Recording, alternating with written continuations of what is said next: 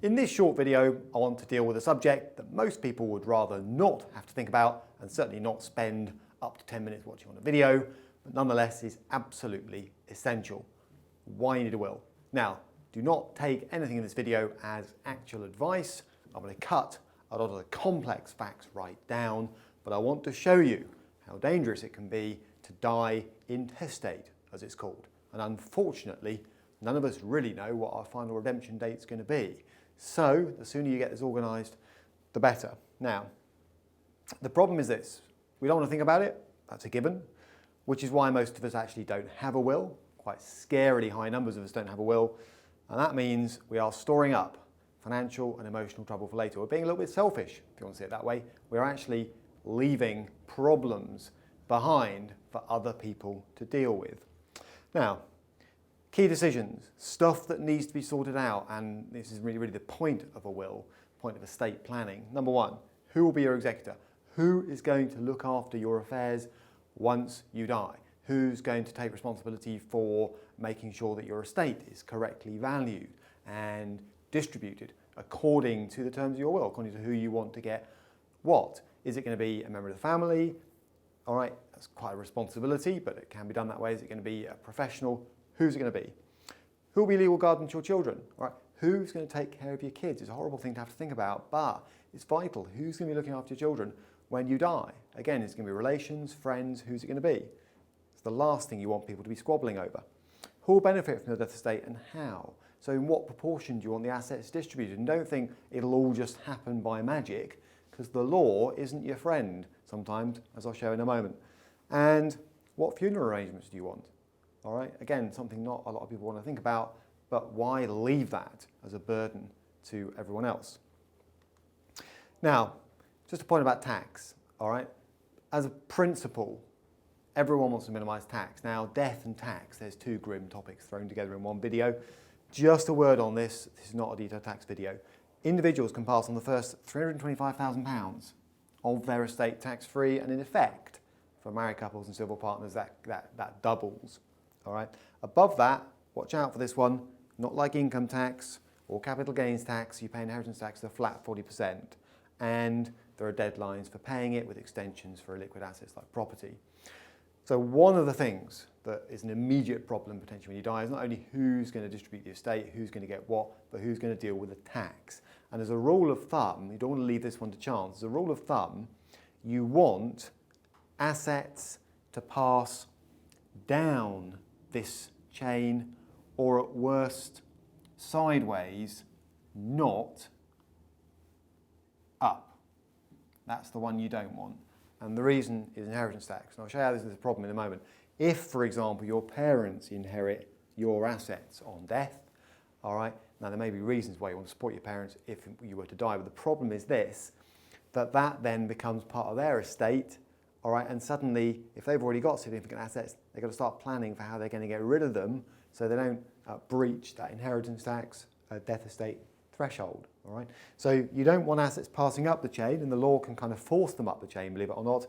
Ideally, you want them going down, all right, because with effective planning, you can reduce inheritance tax over time through parents, children, grandchildren, and so on, or sideways, and then perhaps down. All right, anyway. This is not a detailed inheritance tax video, but inheritance tax is a very important part of death estate planning at the end of the day. Now, well, what can go wrong? So I'm going to finish this video with just 3 or 4 examples, and they are simplified, they don't take account of all the facts, they don't take account of all the what-ifs that people will be shouting at me silently through the camera. That's fine. I just want to point out what can go wrong in very simple terms. All right? You die with no will and no children. Okay? So there you are, the deceased. By law, all right, so if you've made no provision, by law, the pecking order, the running order is this. Your parents could inherit first, and for tax reasons alone, I've just suggested that may not be a good idea, followed by siblings, all right, brothers, sisters, followed by grandparents, even worse, if you've got grandparents who survive you, it's passing assets even further up the chain, all right, followed by uncles and aunts, and then the state or the crown, all right. Now, you might be thinking, well, so what?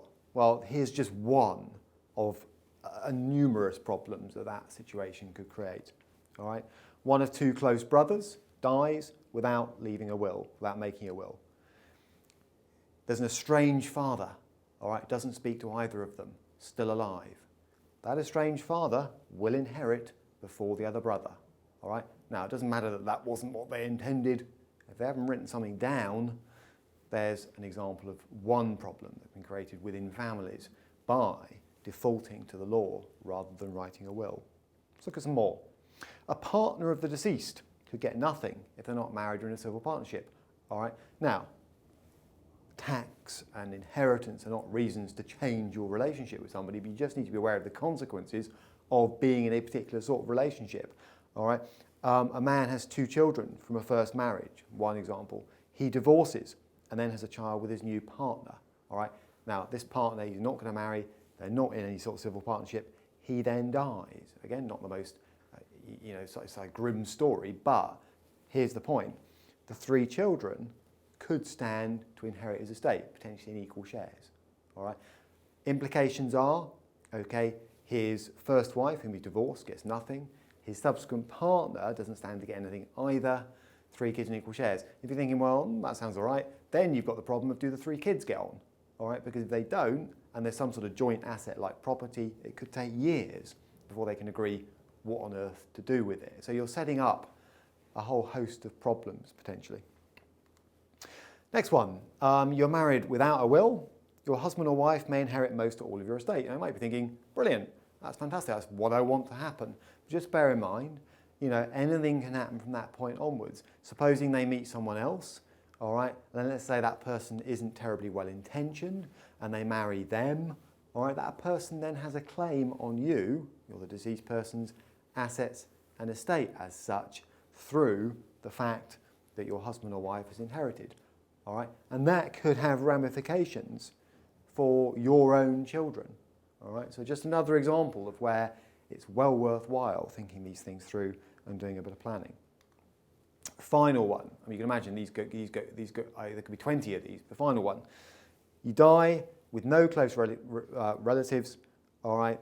Your whole estate could end up in the hands of the Crown or the government, all right? So I suppose you could call it a worst case scenario, all right, where there is no one else to go to, the state can end up with your assets. Now, that means, things people don't think about. They think about, well, my spouse inherits, that's not too bad. My kids get my estate, blah, blah, blah, blah. But they forget that you might want other people to get your assets. Close friends, carers, or your preferred charities. All right, if someone's looked after you in old age, for example, all right, taken much greater care of you than perhaps some of your family members, they stand to get nothing whatsoever if you haven't specifically specified that. All right. And just bear in mind that specific bequests don't work either. You might have a favourite asset, a painting, I don't know what it is, that you want someone specifically to have when you die. And the problem is without a will, that ain't going to happen. Effectively, everything's sort of lumped together as far as the law's concerned. So in conclusion, all right, I could have given lots more examples. I have cut down the facts, and I accept that. All right. But in conclusion, it has to be said, most people should set up a will. And I've got to be honest, the sooner you do it, the better.